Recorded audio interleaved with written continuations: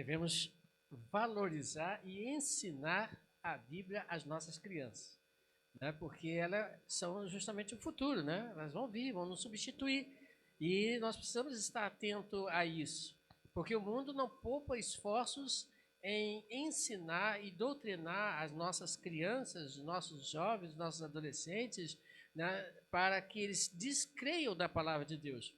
Você, por título de curiosidade, você sabe qual foi o primeiro livro impresso no mundo? A resposta é óbvia, estamos falando da Bíblia. A Bíblia.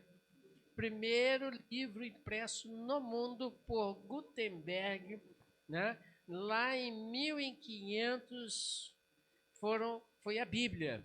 Foram feitos 300 exemplares. Hoje nós temos em torno de 60, mais ou menos, e é possível encontrá-los.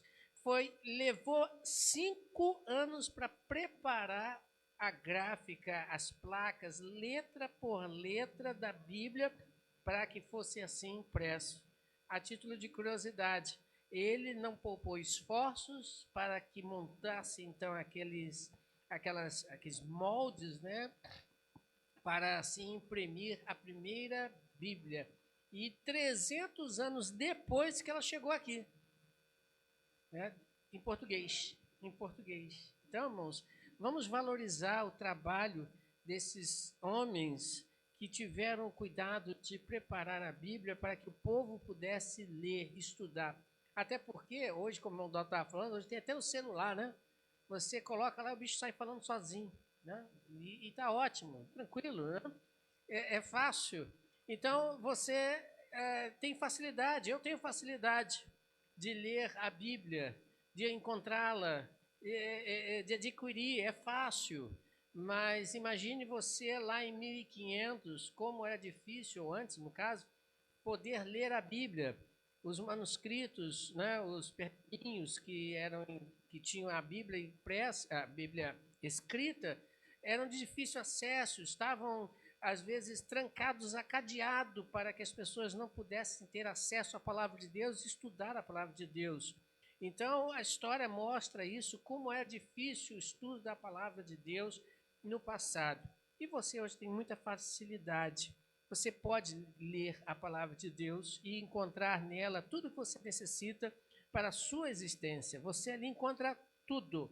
Tudo que você precisa para a sua sobrevivência nesse mundo mau que nós vivemos. Então, irmãos, não façam, aliás, menos. Esforcem-se o máximo para estudar a palavra de Deus, porque ela é o alimento de Deus para nossas vidas. Aliás, na nossa IBD estamos estudando sobre a Bíblia. Estamos estudando sobre a palavra de Deus, a importância da palavra de Deus, a mensagem da palavra de Deus, o que ela tem para você e para mim. E como é importante, se não fosse tão importante, o próprio Deus não mandava que os seus servos escrevessem as Escrituras. Então, muitos morreram por ela e hoje nós vamos falar alguma coisa também sobre isso, né? Hoje nós vamos dar conclusão ao estudo às bem-aventuranças. Então vamos, sem delongas, abrir as nossas Bíblias e acompanhar o texto de Mateus, capítulo 5. Você chegou a decorar? Mateus 5, versículo... Qual versículo, aliás? Mateus 5, versículo 3 a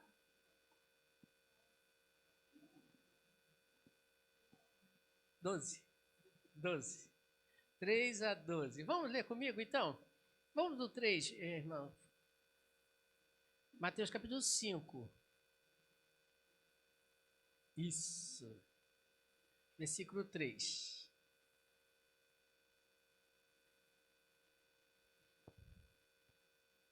Mateus capítulo 5.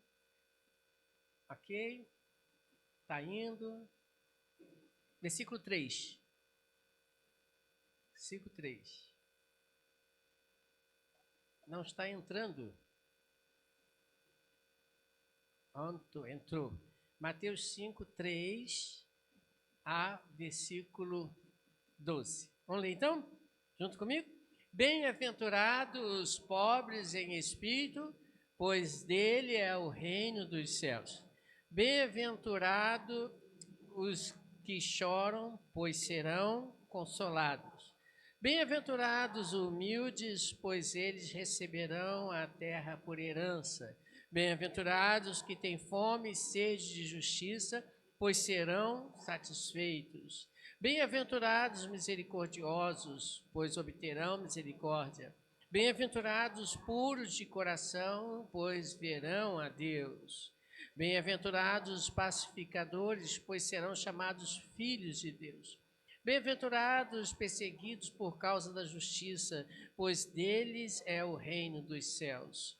Bem-aventurados serão vocês quando por minha causa os insultarem e perseguirem e levantarem todo tipo de calúnia contra vocês. Alegre-se e regozije-se, porque grande é a sua recompensa nos céus, pois da mesma forma perseguiram os profetas que vieram antes de vocês. Bom, até domingo passado, quando nós estávamos falando sobre as bem-aventuranças, você tinha até o versículo 9, os pacificadores, você tinha até então, a este momento, uma ação partindo de você, primeiro para com você mesmo e depois para com o próximo. Então você vê Jesus Cristo fazendo essa análise contigo. Você vai acompanhar isso comigo daqui a pouquinho. Não vou repetir agora os primeiros versículos como eu tenho feito, né? Mas a partir do versículo 10, você agora tem uma ação que ocorre de fora, vinda de fora para contigo, para você. Alguém fez, alguém faz, alguém fará com você. Você percebeu isso? Bem-aventurado os perseguidos. Não é você vai perseguir alguém, até porque não é isso. Mas o resto do texto, os primeiros versículos, você tem. Bem-aventurado os pobres de espírito, você tem. Bem-aventurados que choram, bem-aventurados os humildes ou mansos, bem-aventurado. Você, é você para com alguém. A ação parte de você para alguém. Você aqui é o ativo, você pratica a ação. Agora, no versículo 10 ao versículo 12, a ação é contrária. Agora você é o passivo. Você vai receber a ação vinda de fora para conosco. Então, esses 3 últimos versículos falam de uma mesma coisa. E, inclusive, falam de algo que você não vai gostar, nem eu gosto de ouvir. Ninguém gosta de ser perseguido. Você gosta de ser perseguido? Porque você adora isso? Ah, eu estou sendo perseguido. Que coisa maravilhosa. Você consegue? Você gosta disso? Hã? Bom, mas antes da gente entrar no texto propriamente dito, vamos ver o que nesse texto nós vamos encontrar. Antes de ver o que Jesus Cristo quer nos ensinar. Primeiro, precisamos entender algumas coisas. Ok? Primeira coisa, a perseguição, ela existe e existe por muitos motivos. Todos nós sofremos perseguições. Mas o texto não fala de qualquer perseguição. Vamos lembrar aqui algumas perseguições que normalmente nós sofremos. Por exemplo, você na sua escola, no seu trabalho, né, na família, você é perseguido por alguém. De repente alguém resolve do nada e te persegue. Não gosta do seu trabalho, não foi com a sua cara, tem inveja de você e simplesmente resolveu do nada te perseguir. Te provoca, te insulta, né? Você não gosta, nem eu gosto disso. Mas esse não é o tipo de perseguição que Cristo está falando aqui. Também Cristo não está falando daquela perseguição que muitas das vezes nós sofremos por ser vistos diferente. Né? Você é visto de forma diferente. Você não concorda com a corrupção, você não concorda com a mentira, você não concorda com a série de outras coisas. E então você é visto de forma diferente e por isso você é perseguido.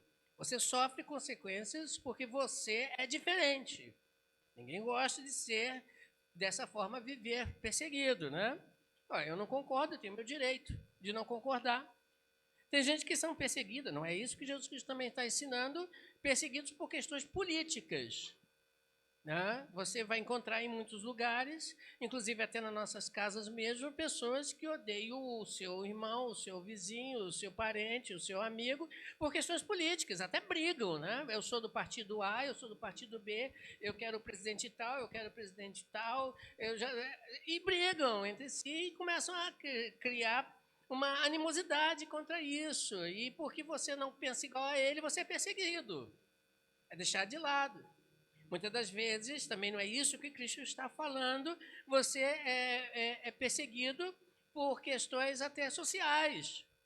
Você não concorda com o que todo mundo faz, é natural lá fora, você não aceita aquele padrão, você não aceita aquela conduta, você não aceita aqueles atos, e você é perseguido, você é violentado. Não é isso que Cristo também está falando nesse texto.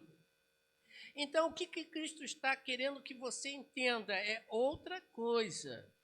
Ele dá aqui bem claro a definição do que ele está querendo que você entenda, o que é ser feliz por estar sendo perseguido, contrário do que o mundo ensina. Como eu falei, ninguém quer ser perseguido, ninguém aceita ser perseguido, ninguém gosta de ser perseguido.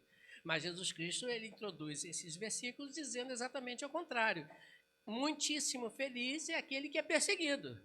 Você viu isso aí? Muitíssimo feliz é aquele que é perseguido. Ele vai trazer isso para você. Então vamos tentar enxergar o que ele quer trabalhar com isso, né? Então vamos ver por aqui neste versículo a definição inicial. Ele está dizendo para você que é perseguido por um motivo. Qual é o motivo? Está no versículo 11.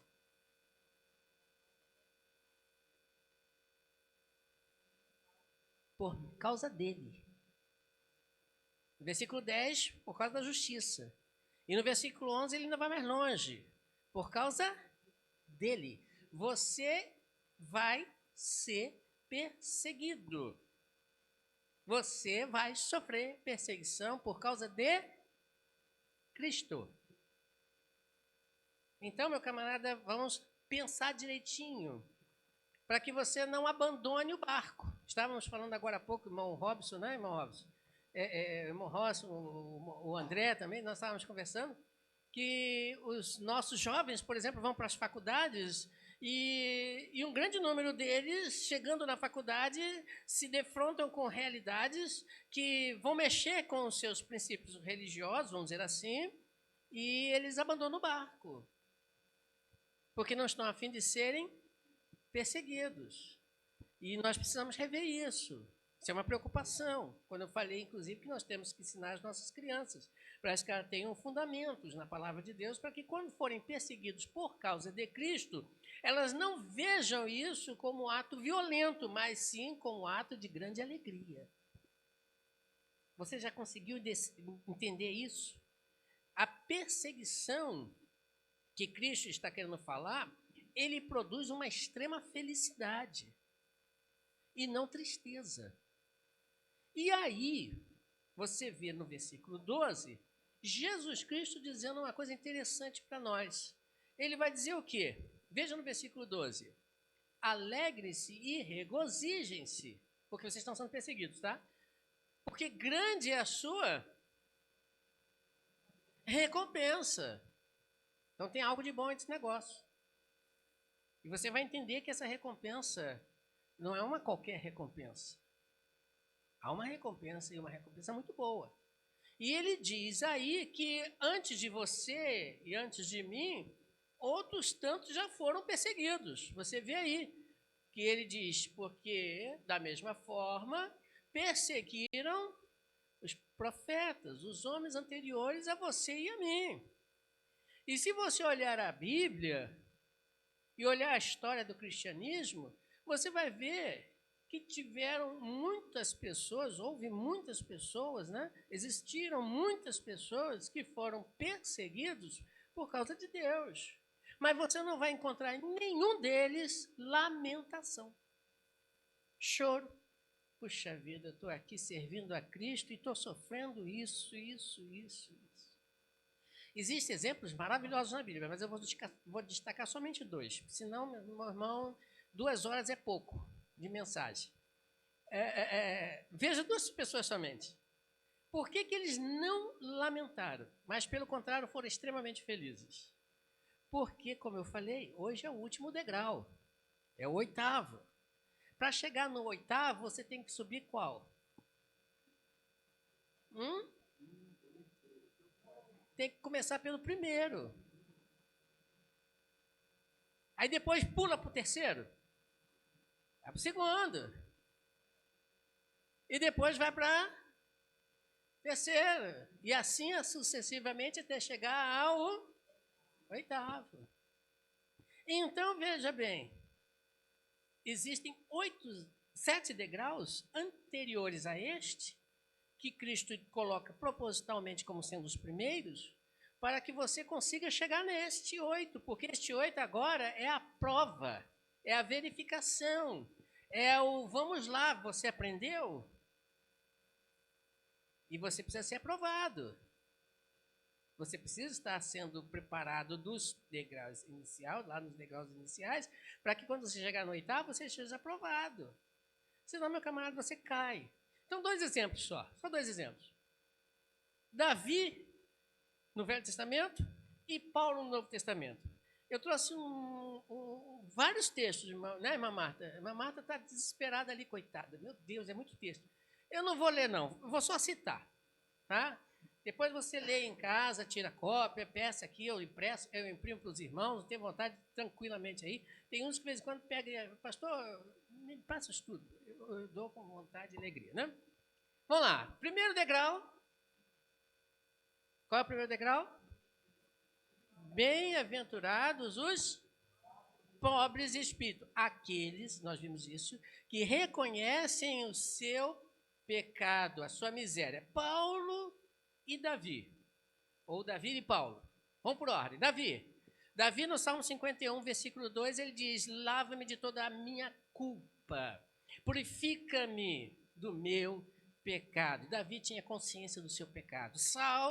Paulo, em Romanos capítulo 7, versículo 24 diz: miserável homem que sou. Ele lamenta o seu pecado. E assim eles choram diante do Senhor. Veja, nesses mesmos 2 textos que eu citei, eles lamentam diante de Deus o seu pecado. Por isso eles passam do primeiro para o segundo quase que simultaneamente. Bem-aventurados que choram, que lamentam, aqueles que reconhecem o seu pecado e colocam diante de Deus o seu pecado. Pergunta que não quer calar. Quem daqui não tem pecado? Então, meu irmão, preste atenção.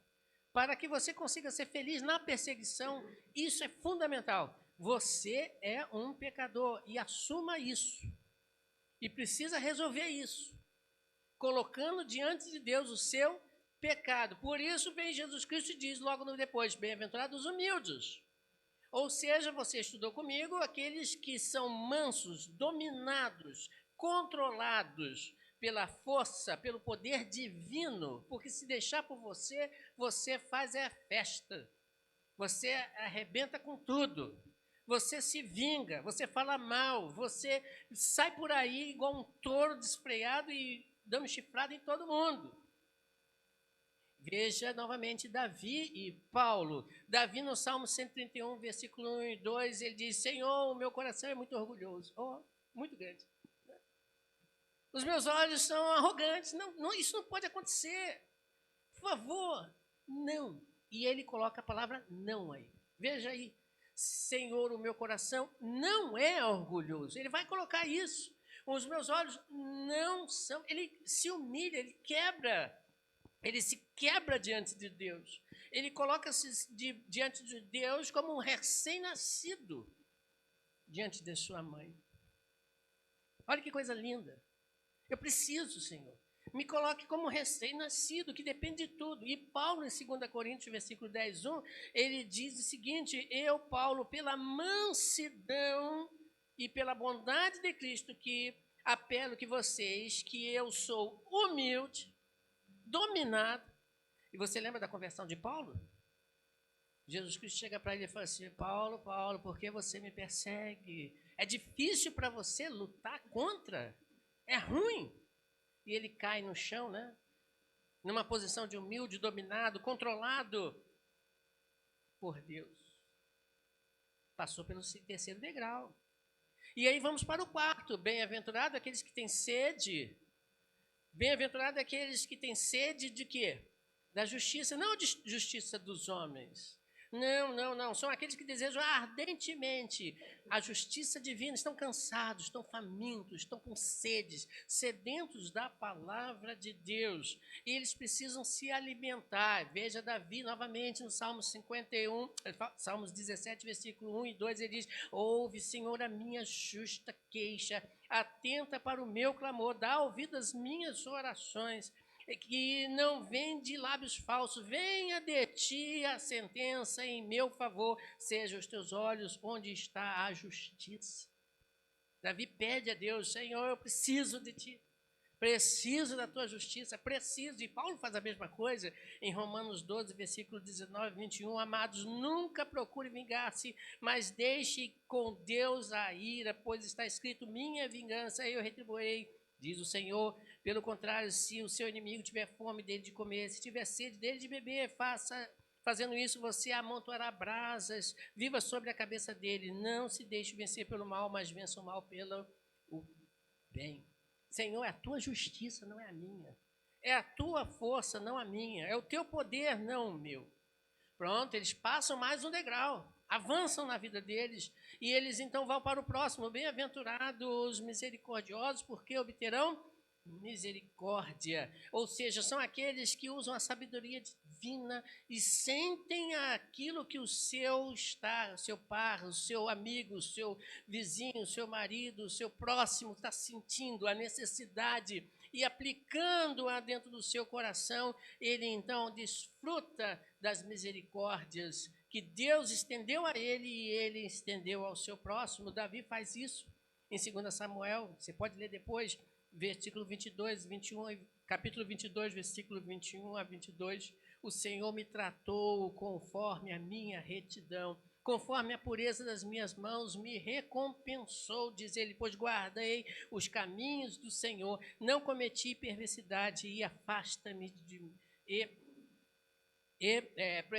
Não cometi a perversidade de afastar-me de meu Deus. E Paulo, mesma coisa em Tito 3, escrevendo a Tito, capítulo 3, versículos 5 a 7, não por causa dos atos de justiça por nós praticados, mas devido à sua misericórdia, ele nos salvou pelo lavar regenerador e renovador do Espírito Santo e derramou, diz Paulo, sobre nós generosamente, por meio de Cristo, nosso Salvador. O que ele derramou? O que? E fez com que a justiça dele, a justiça divina, estivesse sobre Paulo. E assim ele pôde estender aos outros.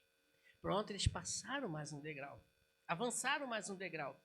E aí foram para bem-aventurados puros de coração, porque eles verão a Deus. O salmista Davi, né, ele fala lá no versículo 24, quem poderá subir? Quem poderá estar na presença de Deus? Quem poderá estar no santo lugar? Aqueles que são puros de mãos, limpos de coração, esses que estão diante de Deus, que não levaram as suas vidas aos ídolos, que não se deixaram levar pelos ensinamentos do mundo errado quanto a isso, mas purificaram seus corações no sangue regenerador de Cristo.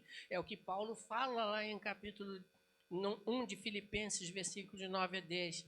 Esta é a minha oração, que o meu amor de vocês aumente cada vez mais em conhecimento e em toda a percepção, para discernirem o que é melhor, a fim de serem puros e irrepreensíveis até o dia de Cristo. Olha só a oração de Paulo pelos aqueles irmãos de Filipos, que eles fossem limpos, puros, para que pudessem desfrutar da glória de Deus. Avançaram mais um degrau, percebeu? Avançaram mais um degrau. E aí vamos para o outro, bem-aventurados pacificadores. Estamos chegando ao final das bem-aventuranças, né? Pacificadores, é diferente, lembra os irmãos que estavam aqui? Pacificador é diferente de apaziguador. Você lembra disso? Lembra? Apaziguador é aquele que afasta, o deixa disso. Vamos lá, né? Afasta a situação através do medo, através da força. Ele afasta os lados que estão aí na briga. Não, vamos afastar esse negócio aqui. Mas os pacificadores além de promover a paz, eles vão fazer também que haja a reconciliação, a união, o juntar de duas ou mais pessoas dentro de uma crise, e essas duas pessoas ou mais vão estar reconciliados com eles e com Deus. E veja, Davi fala isso em 1 Samuel, capítulo 24, versículo 10. Davi, ele inclusive cortando a orla do manto de Saul, você lembra da história, na caverna? Davi chega assim, hoje, ó rei, olha só, preste atenção, hoje, ó rei, pode ver com os seus próprios olhos como o Senhor entregou nas minhas mãos na caverna. Alguns insistiram para fazer o quê? Mate-o agora, é agora, é tua hora. Aí o que ele fala? Não vou erguer as minhas mãos contra o ungido do Senhor. Ele estava tentando ali fazer o quê? A pacificar a situação. Ele queria se unir de novo. O que eu te fiz, rei? Eu não fiz nada. Tenho você como pai, você tem... Percebeu? Ele tentou... Alguns queriam que ele matasse. Se fosse você, talvez você matasse. Ou se fosse eu, talvez matasse. É agora, aproveitar. Deus me deu na minha essa oportunidade. Não é isso. E Paulo, da mesma forma, em 2 Coríntios 5, 20, de sorte que somos representantes de Deus, embaixadores de Deus neste mundo. Para quê? Para que fizesse o quê? Para fazer o quê melhor? Para fazer com que haja o reconciliamento, para que haja a união entre Deus e o homem, que vivem, vamos dizer assim, distantes um do outro por causa do pecado. Então, veja, a consequência desses homens é que eles chegaram no final da vida bem de vida, vamos dizer assim, espiritualmente, e ganharam o privilégio de morrer extremamente felizes ainda neste mundo. Extremamente felizes. O negócio é que às vezes nós duvidamos da palavra de Deus. E ele diz, bem-aventurados são vocês que por minha causa... E aí você vai ver o que Jesus Cristo vai trabalhar com você e comigo, dizendo exatamente o que você tem que entender, para que todos esses degraus que você subiu, chegue agora, não caia da escada. Veja bem aqui com mais atenção. Qual é a causa da perseguição? Qual é a causa da perseguição? Jesus. Jesus é a causa. Mas por que ele é a causa? Lê comigo, João capítulo 15, 18 e 19.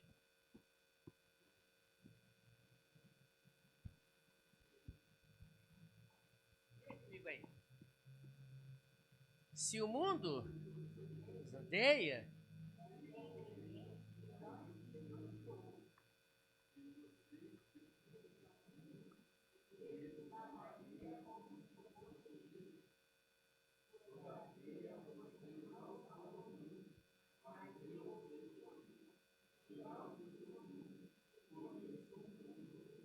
então você percebeu que você vai ser perseguido por causa de Cristo, porque o mundo odeia Cristo.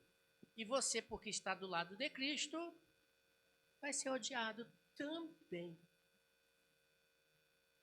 Aí tem que ter uma escolha. Você precisa definir. Tá afim ou não? Topa ou não? Estamos juntos? Ou não? Porque é fato, irmãos, não será, talvez, quem sabe, perseguido. Não existe essa frase aí. Não existe. Se você anda com Cristo, você será perseguido. Ponto. E de muitas maneiras. Ainda Paulo diz em 2 Timóteo 2, capítulo 3, versículo 12. Paulo ainda diz aí, olha só. De fato, todos os que...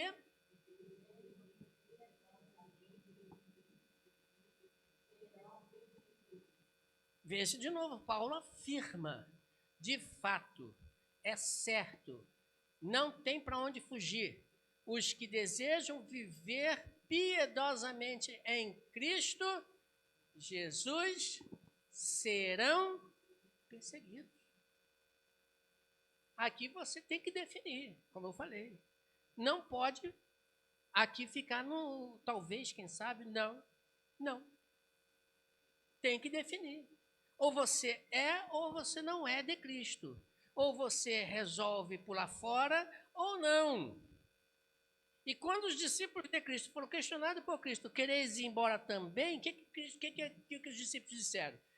Pedro, que toma a palavra e fala. O que eles falaram? Para onde nós vamos? Para onde nós vamos? Só tu tens a palavra da vida. E como eles morreram, você lembra da história? Alguns até lembram alguma coisa. Como é que os discípulos de Cristo morreram? Morreram em paz, sossegados, numa cama, deitados, maravilhosos, todo mundo de outro lado, chorando, morreu. Foi assim? Paulo, decapitado. Lembra da história? João Batista, coitado. Porque pregou a palavra, decapitado. Pedro, cabeça abaixo. O João, coitadinho, ele chegou à velhice. Mas onde ele estava? Na ilha de Patmos, sofrendo lá. Se você olha, todos os discípulos de Cristo, todos tiveram mortes terríveis. Não foi uma coisa assim, tipo, ficou doente, coitado, morreu, descansou. Todos morreram de forma terríveis. 1 Pedro 4,16, olha o que Pedro fala aqui também. Acompanha comigo. E aqui você começa a caminhar comigo para um fato maravilhoso. Contudo, se sofre como cristão,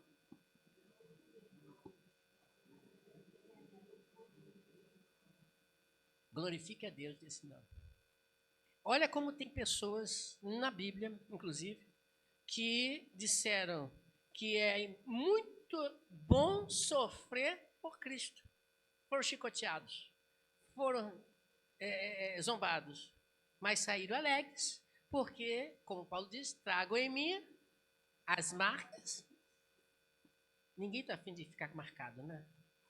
Mas veja, aqueles que não estão afim de sofrer por Cristo, repense, porque está perdendo. E perdendo grandes coisas. Mas antes de falar dessas grandes coisas, vamos falar agora. Já vimos o porquê da perseguição. Agora, os meios que serão usados para nos perseguir. Jesus Cristo também fala. Então fique atento. Vigie. Primeiro diz Jesus Cristo que nós seremos o quê? Insultados ou injuriados, em algumas versões. A palavra grega aqui quer dizer censurado, reprovado, jogar na cara, proferir palavras de baixo escalão, denigrir a sua imagem de uma pessoa, ofendendo a sua honra e a sua dignidade. Ou seja, eles vão tentar fazer você virar um zero à esquerda.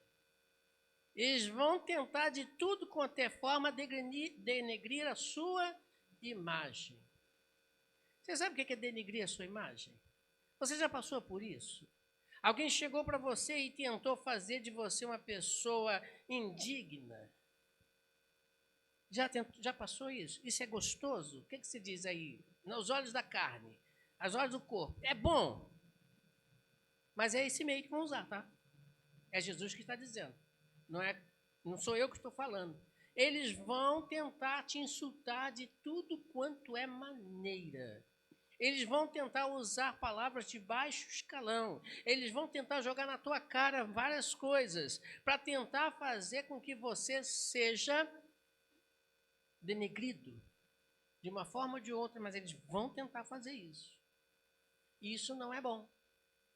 Por exemplo, vou dar um exemplo aqui. Acho que aqui ninguém é polícia, né? Então tá bom, posso falar. Por exemplo, a gente sabe que em qualquer meio existe aqueles que são bons profissionais e existe aqueles que não são bons profissionais. Em qualquer meio. Qualquer meio você sabe disso. Qualquer meio. Aí um indivíduo, por exemplo, que pertence à força policial, ele quer se manter íntegro ali dentro. Aí alguém chega para ele e começa a falar: você é um mané, você não está sabendo fazer as coisas, você é bobo, você é um idiota, me perdoe a expressão, você. E começa a criar essas palavras. Como é que você vai se sentir? Se você está se sentindo ofendido, insultado, porque estão falando de ti coisas que não são verdades, por causa de Cristo, glória a Deus por isso. Glória a Deus por isso. Eu sei que não é verdade. Uma vez um pastor estava falando, vocês estão falando de você? Vocês estão falando verdade?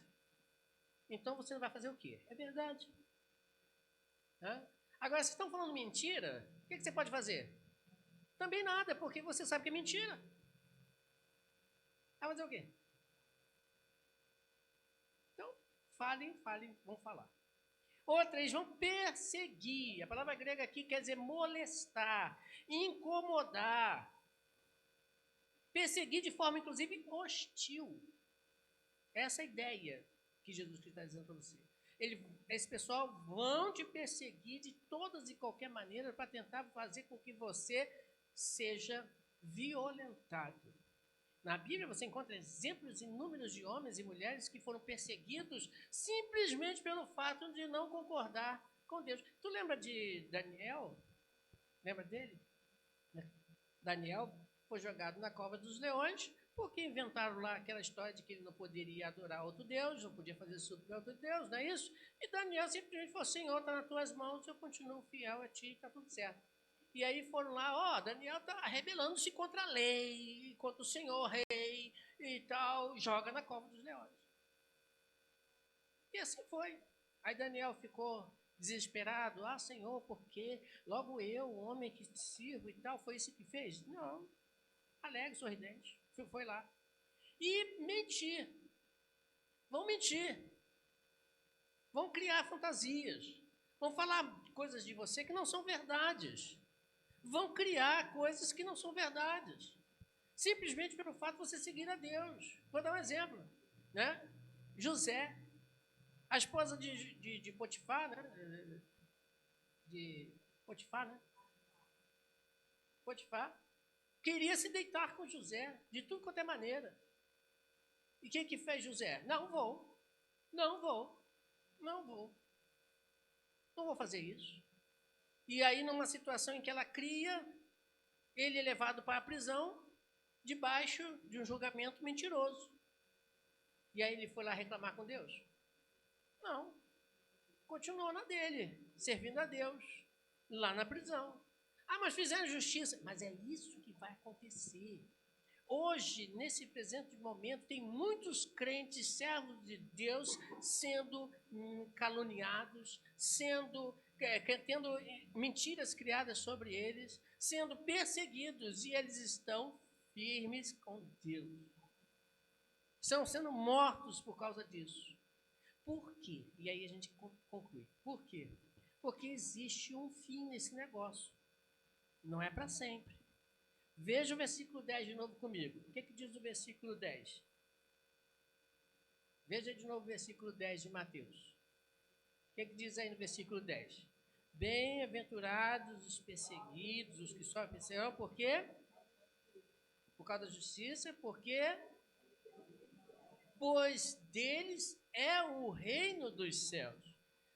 Nota de rodapé, vamos colocar aqui. Não é a perseguição em si que faz com que você seja credenciado para entrar no céu. Não. Não é. Coloque essa observação aí. Mas é consequência de um ato inicial seu, que é crer em Jesus Cristo, entregou a sua vida a Jesus Cristo, e por isso você foi perseguido. Porque você entregou a sua vida a Jesus Cristo, o reino do céu é garantia sua. Então, esse meio, esse deserto, essa violência que você e eu vamos sofrer se quisermos seguir a Cristo mesmo, é passageiro. Vai acabar. Vai acabar. Podem tirar tudo de você. Podem tirar teus bens, tua liberdade física, podem tirar todas as seus meios de condições de vida, pode tirar a família, pode tirar tudo. mas não tira de você o reino dos céus. Porque quem garante isso não sou eu nem você. Quem garante isso é Jesus Cristo. Então, veja, há um tempo determinado. Então, sofra por um tempo determinado, dando glória a Deus, porque você está sendo perseguido, porque você está vendo na sua perseguição, naquilo que estão fazendo contra ti, que você é um filho de Deus garantido. Que se não fosse, o próprio Jesus Cristo disse, se você não fosse de Cristo, fosse do mundo, você não seria perseguido. Você não teria nenhum problema. Você estaria bem de vida aqui na terra, mas o fim é a destruição. Outra coisa interessante também, ele no versículo 11 diz, alegre-se, né? Regozijem-se. Por quê? Olha só. Alegre-se e regozijem-se, porque grande é a sua recompensa nos céus. Veja, leia comigo com atenção. Porque grande é a sua recompensa nos céus. Céu é uma coisa, recompensa é outra. Deu para entender? O céu já está garantido porque Cristo garantiu. Além disto, além de você poder, e graças a Deus já é muito, entrar no céu, você vai receber de Deus também no céu recompensas. Que recompensas são essas, pastor? Que recompensa é essa? Não sei. Estou doido para saber, e quando eu chegar lá, vou saber. Mas a Bíblia em nenhum momento diz para mim, a não ser a palavra galardão. Estou certo, pastor? Galardão. Prêmios. O que serão isso? Não sei. Uma coisa que eu vou receber é a coroa, está reservada, né? Deus vai nos dar, e da qual ela nós vamos jogar diante do Cordeiro, porque Ele que é digno de toda a honra e glória.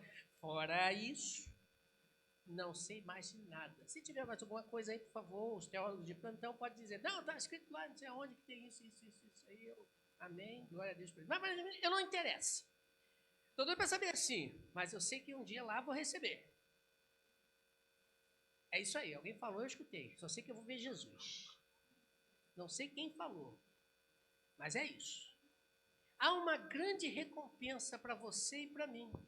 Então veja, eu vou trocar este passageiro, esse tempo passageiro, em momentânea perseguição e sofrimento, por uma vida eterna de alegria, de bênção, de felicidade?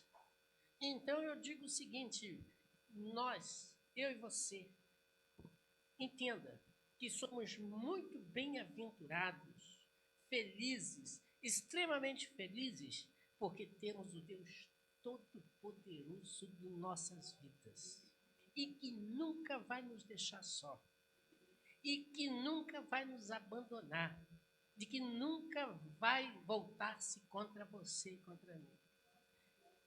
Observação. Primeira bem-aventurança, bem-aventurados os pobres de espírito, porque eles, sei que citamos de cor, bem-aventurados os pobres de espírito, porque deles é reino dos céus. E os últimos versículos, bem-aventurado os perseguidos, porque deles é o reino dos céus. Abre e fecha, confirmando para você que, por mais que possa parecer difícil, calma, tem de bom ânimo, de Jesus Cristo. Eu venci. Então, em Cristo, você e eu somos mais do que vencedores. Não pela nossa força, pela nossa capacidade, mas por Cristo. Então, irmãos, vamos comprar a briga, porque os anos vão passando. Hoje estava vindo para cá, falando até com meu pai, né? As coisas vão piorar. Você não pense que vai melhorar. O presidente fulano de tal vai dar jeito. Não vai dar jeito. Não existe esse negócio de que fulano da direita, fulano da esquerda, fulano do centro, fulano do alto, fulano do baixo. Ninguém vai dar jeito a este país. Ninguém vai dar jeito neste mundo. Ninguém. Esqueça esse negócio. Mas se prepare, porque a perseguição é fato, é certa, e desde que a igreja é igreja, ela sofre perseguição. Só não sofre perseguição aqueles que não são de Cristo. Então, se você não está afim de servir a Cristo, você não vai sofrer perseguição.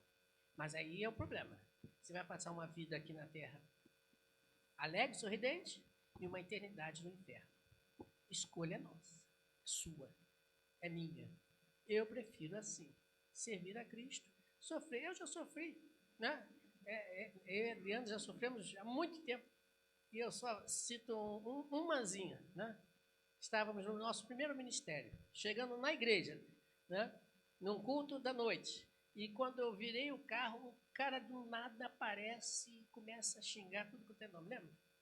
Falando, quando eu não lembro daquele era pequenininho, né? Do nada. Meu Deus, o que eu fiz a esse homem? Do nada. Foi só aquela vez? Se fosse só aquela, estava bom. Mas não teve. Teve muitas outras. Lutas terríveis. Mentiras terríveis. Ameaças terríveis. Estou vivo. E se eu morrer? Melhor ainda, vou para o céu. Adriano não gosta que eu fale isso, não. É problema de quem fica. Estou indo. Né? A garrafa até que chegou a cair. Né? Então, irmãos, a gente está brincando, mas o assunto é sério. A coisa é séria.